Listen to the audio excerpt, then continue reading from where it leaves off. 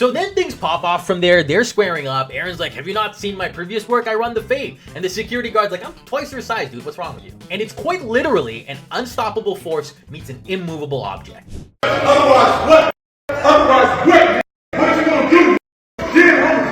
Get off. Exactly. Yeah. Shoot. I'm hell. Get off. Do something. Get off. Do something. Get. I'm testing a motherfucking gangster. You gangster. Get off. But then Aaron turns his back for a second and security hawks a loogie at him. He just got me.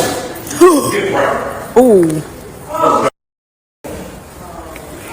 Now, you would think this ultimate disrespect would escalate into the Fade, but it did not. Aaron explains to us that he knew that he was outnumbered and that these guys had pew-pews, so he did the smart thing and left.